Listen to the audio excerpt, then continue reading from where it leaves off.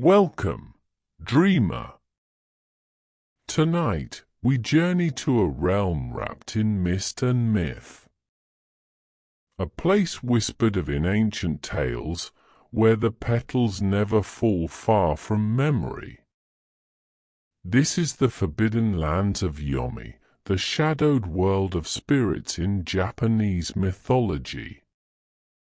Follow Ayame, a quiet soul drawn to a glowing lantern beneath a sakura tree, as she steps beyond the veil and into a world of forgotten names, pale blossoms, and sacred silence. Once one enters Yomi, they say, there is no return. Unless one remembers the path with their heart. So lie back, breathe deeply, and let the story guide you into the stillness. You're safe here. You are welcome here. The journey is just beginning. In a quiet village where the mountains kissed the clouds and the wind whispered secrets through cedar branches, there lived a lantern maker named Ayame. Her home stood at the edge of the village, beside a gently flowing stream where dragonflies hovered and stones wore soft moss like old, wise coats. The villagers said Ayame's lanterns glowed not just with light, but with stories, soft tales folded into their paper frames like dreams tucked into a child's sleeve.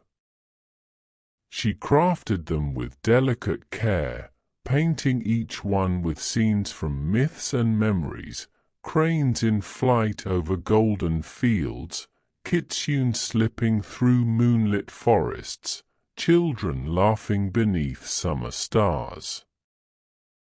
But there was one lantern she had never finished. One that hung from the lowest branch of the old sakura tree in her garden, untouched by color, unlit and waiting. That tree was older than anyone in the village could remember.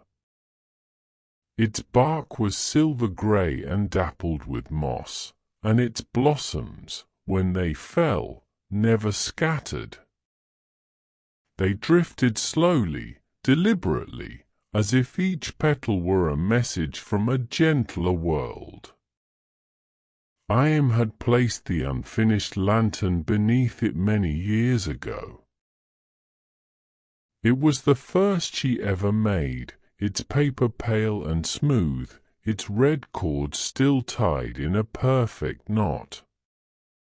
Sometimes she would sit beneath the tree with a brush in hand, but the lantern never asked to be painted. And so it remained the silent sentinel, as mysterious as the tree it hung from. That evening, as twilight softened the outlines of the world and the air carried the scent of plum blossoms and distant rain, Ayame lit the small hearth in her home and settled in to prepare her brushes for the next day's work. Outside, the breeze was gentle, brushing the wind chimes like a sleeping breath. The village was quiet, save for the occasional creak of a shutter or the distant bark of a fox. Just as she was dipping a brush into ink, there came a knock at her door. It was not the knock of a neighbor, nor the hurried rap of a traveler. It was slow, rhythmic, measured. She opened the door. A stranger stood before her, cloaked in a robe the color of twilight. His face was calm, expressionless, but his eyes glimmered like still water touched by moonlight. He held no bag, no walking stick, no shoes upon his feet, only the scent of earth after rain and the stillness of something forgotten. "I seek a guide to Yomi," he said softly, his voice like the sound of wind through empty reeds. Ayame stared at him for a long moment. She had heard the name before, Yomi. The land of shadows. The realm where souls wandered after the curtain of life fell.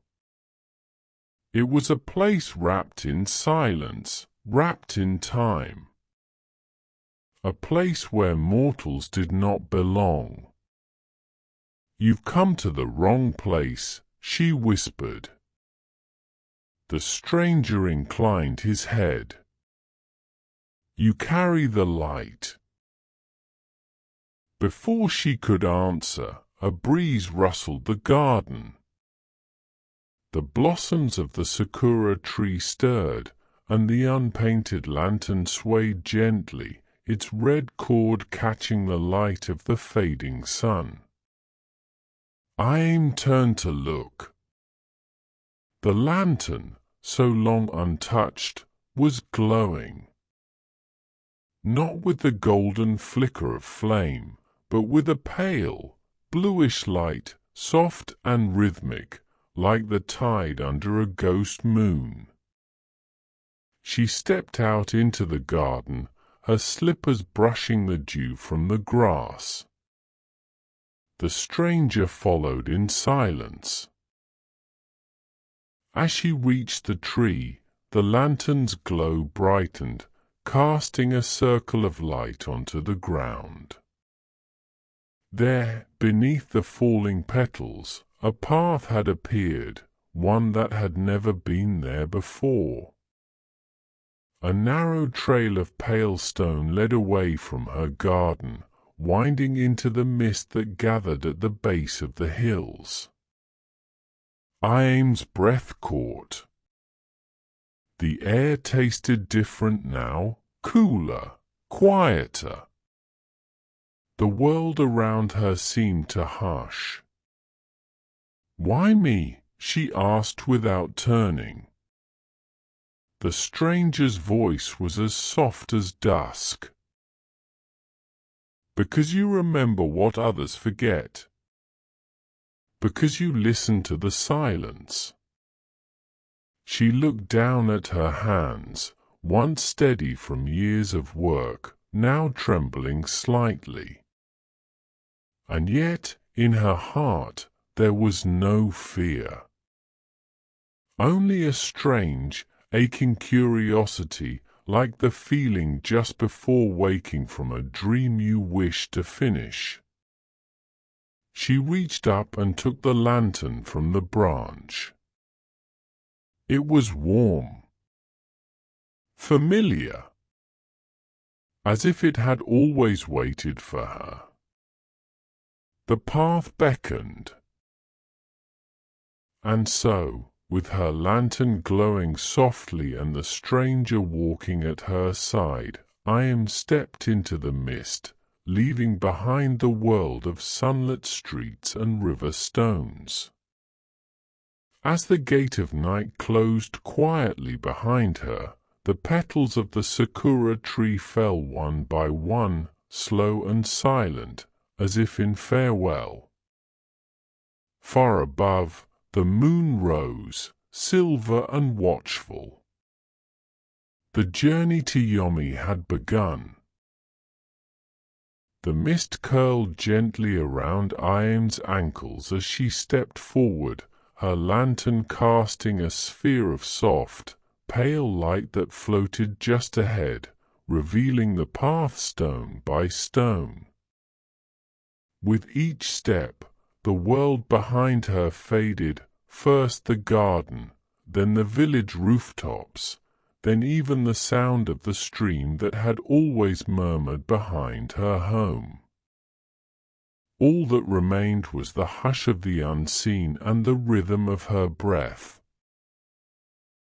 The stranger walked beside her, silent, his presence as calm as the light breeze that stirred the mist.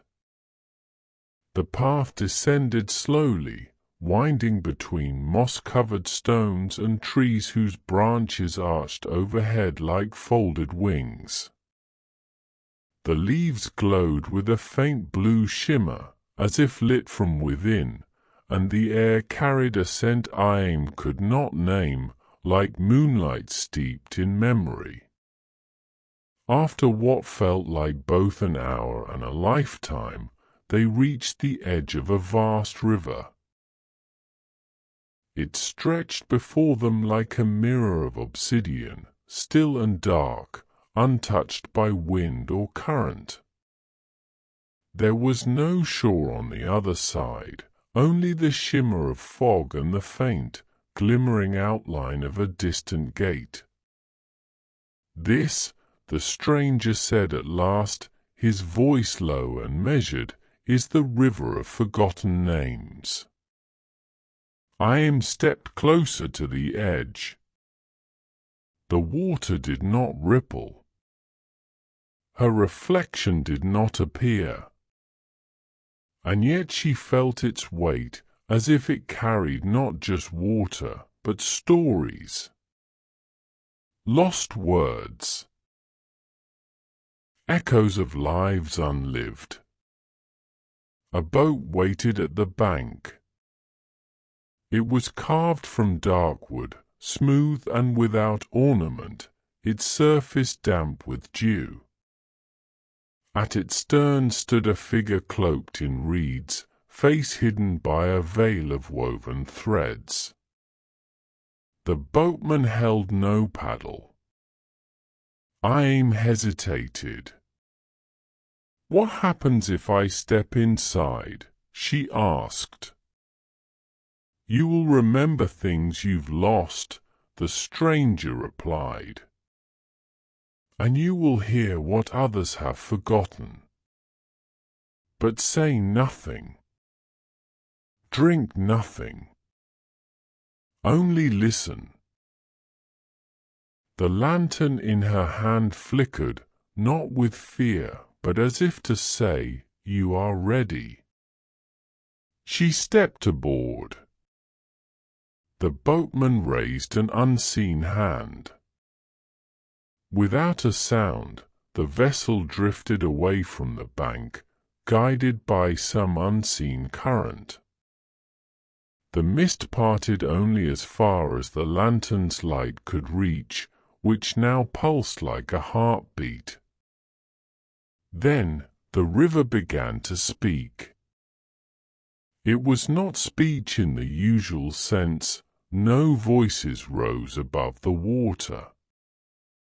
Instead, Ayame felt the words inside her. Faint whispers. Names she didn't know but somehow recognized. Tomo. Hitoshi. Hani. Kiku. Names like petals, floating on the current of memory. And then came the stories. A child's laughter beneath a plum tree. A mother humming a lullaby as she wove a kimono. A soldier gazing at a picture before battle. A potter crafting a cup for a lover who would never return. The river murmured them all, simple, beautiful, unadorned truths. Tears rose to Ayame's eyes, not from sorrow, but from the soft enormity of it all. Every name the river carried had once burned with life. Every forgotten voice still echoed, waiting to be heard. Suddenly, the whispers shifted, becoming familiar. Her own grandmother's lullaby floated through the mist, the tune soft and trembling. Then her father's voice, reciting stories beneath the lantern glow. And finally, her mother, whispering, "Even the smallest light knows its way home." The boat came to a stop at a shore that had not been there moments before. The stranger stepped onto the bank and turned to offer her his hand. Ayame took it, the lantern now glowing brighter than ever. As her foot touched the soft earth, the voices of the river quieted, not silenced, but resting. Behind her, the boatman bowed once, then drifted back into the fog, vanishing into the stillness. Ayame stood in silence. She no longer felt the same as she had before. Something had gently shifted, like a door opening somewhere deep within her. She had crossed the river of forgotten names. And ahead, nestled in silver mist, lay the land where memories took root again. Beyond the hush of the river bank, a narrow path of smooth, ivory-colored stones led Ayame into a grove where the mist turned almost silver, as if laced with starlight. Each step she took was muffled, as though the air itself had grown softer. The trees here were like no trees she had ever seen. Tall and delicate, with bark as smooth as porcelain and blossoms that glowed faintly, like the first moments of a dream. "The garden of pale blossoms," said the stranger, walking beside her once more. "This is where the lost memories come to bloom." Ayame glanced upward. The branches formed sweeping arches overhead, and from them fell countless blossoms, soft as breath, white as snow, each drifting downward with such stillness that it was impossible to say whether time moved at all. The petals did not fall to the earth, but instead floated inches above the ground, suspended in air like they remembered gravity only distantly. Some turned slowly as if stirred by invisible hands. Others pulsed with a gentle light. Ayame reached for one, and it settled weightlessly in her palm. As it touched her skin, a vision stirred behind her eyes. A summer afternoon. A woven fan. The sound of cicadas in tall grass. She saw herself as a child, running down a dusty path, her mother calling after her with laughter in her voice. The scent of barley tea in the heat. The cool feel of a river stone pressed to her cheek. A memory she had long forgotten, small but bright. She opened her hand, and the blossom rose, slowly rejoining the others in the hush of the garden.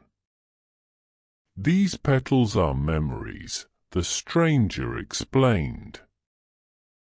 "Once forgotten by the living, or gently surrendered by the dead. They come here to rest, waiting to be felt again." Ayame looked around. The garden was vast, stretching into a soft silver haze. Petals shimmered in the stillness, each glowing faintly with a memory no longer held. And in the distance, beneath the tallest of trees, sat a small pavilion of smooth stone, where a single woman waited. She wore robes the color of pale plum wine and a crown of blossoms upon her brow.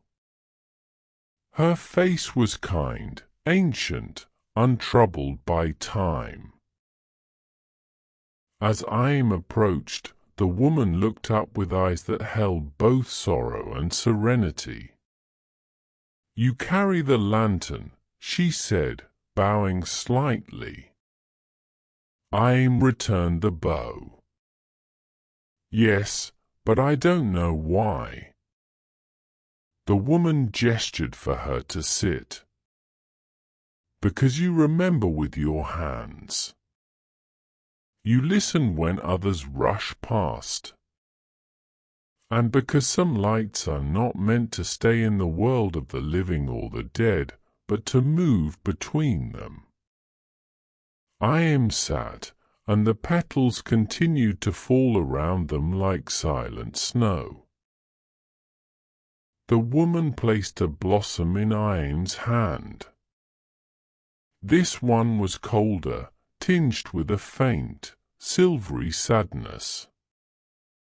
As Ayame closed her fingers around it, she felt another vision, a man standing on a bridge in the rain, holding a letter he never sent. A garden left untended. A name whispered into the wind. A life unlived, but not unloved. She opened her eyes slowly. "Do these memories belong to the dead?" she asked. "Some," the woman said softly, "and some to the living who no longer carry them. All are precious. None are truly gone." The stranger stepped forward. "The garden blesses those who remember, and it offers safe passage to those who honor what is forgotten." The lantern in Ayame's hand began to glow brighter, the blossoms nearest to it pulsing in response. Soft trails of light threaded through the air, as if the memories themselves stirred at her presence. The woman in plum robes smiled gently. "You are ready now." "Ready for what?" "To walk the path of return," she said.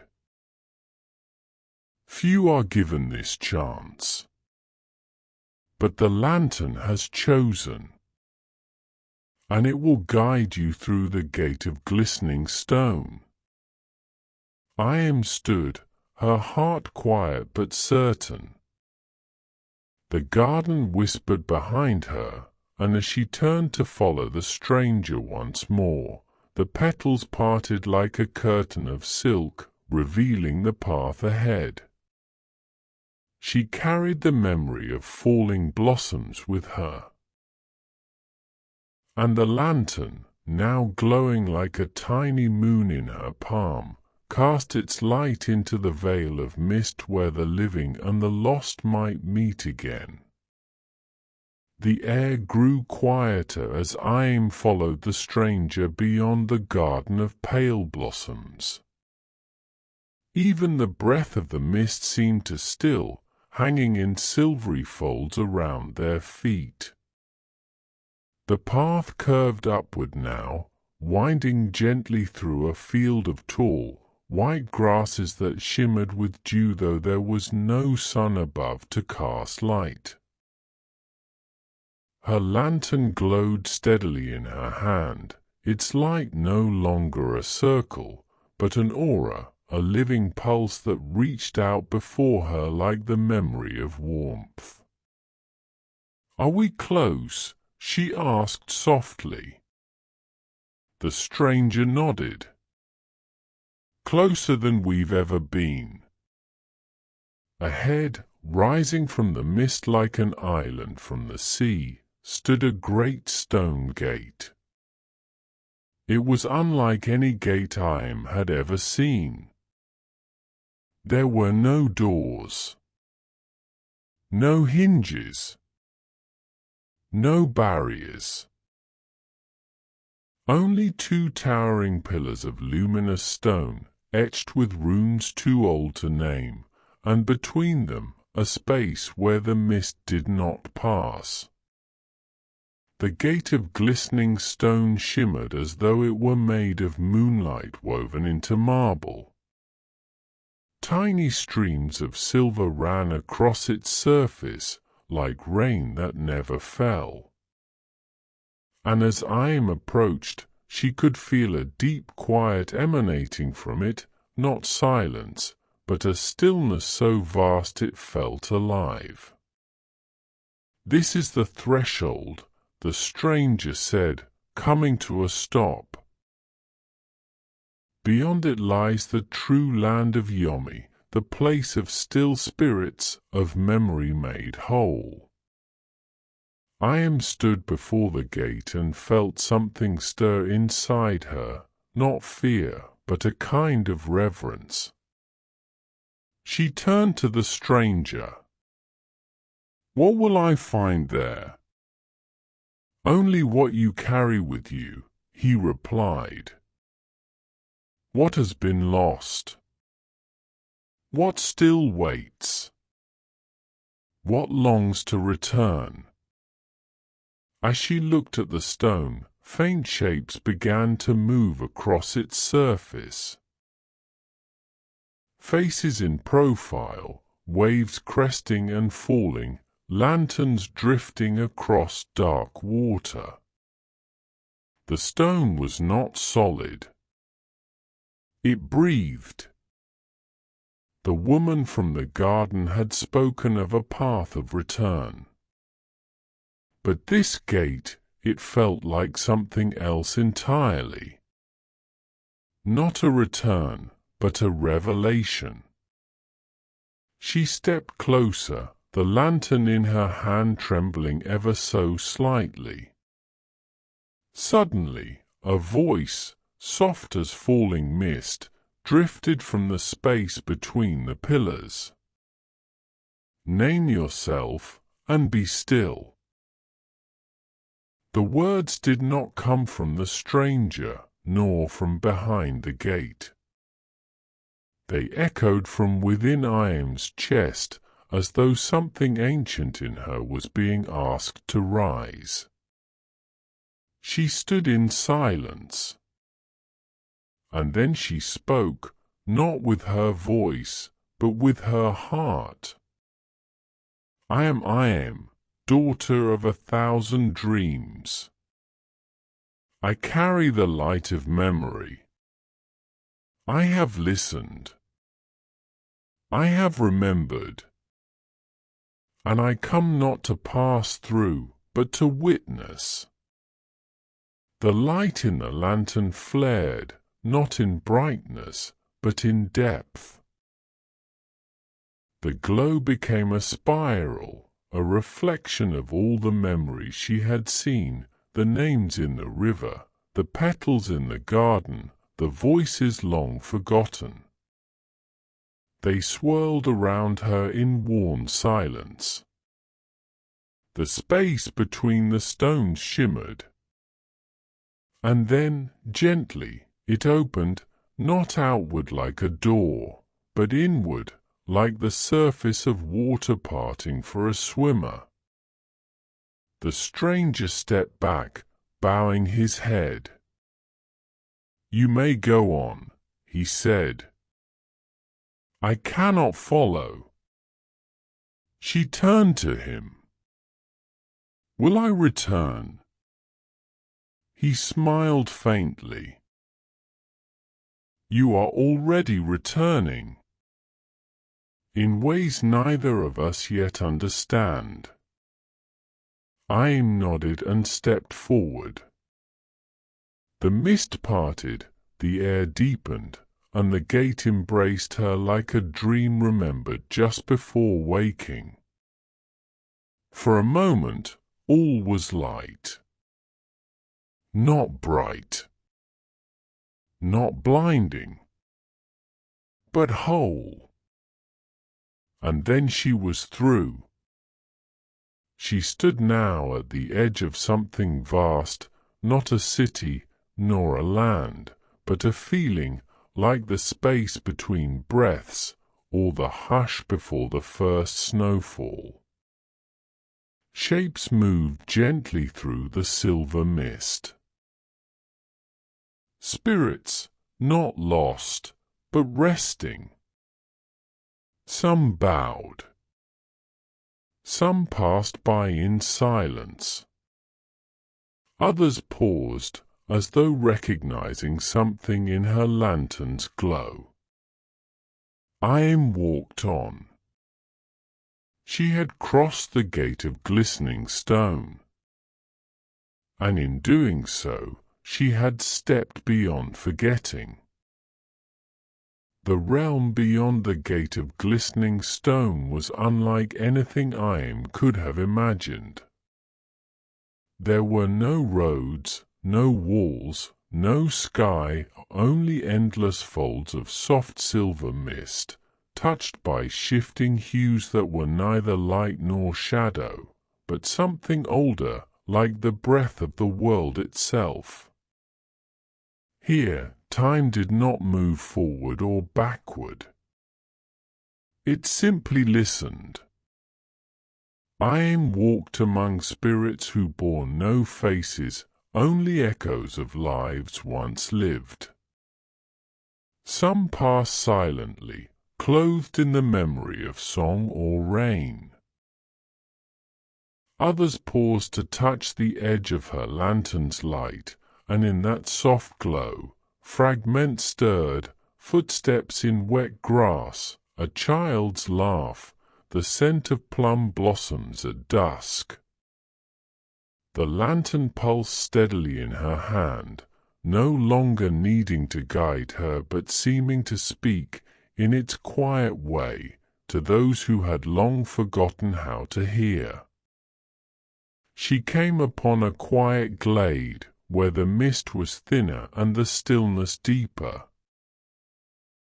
In the center stood a low, circular altar of smooth black stone, carved with ancient characters now softened by the hush of centuries. Around it sat 5 figures, cloaked in robes the color of dusk. None spoke, yet all turned toward her as she approached. Ayame did not need to be told what to do. She stepped into the circle, placed the lantern gently upon the stone, and stepped back. The figures lifted their hands in unison, not to touch, but to honor.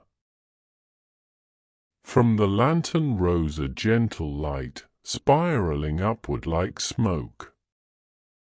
Within it bloomed the memories Ayame had gathered, the forgotten names in the river, the petals from the garden, the faces glimpsed through stone.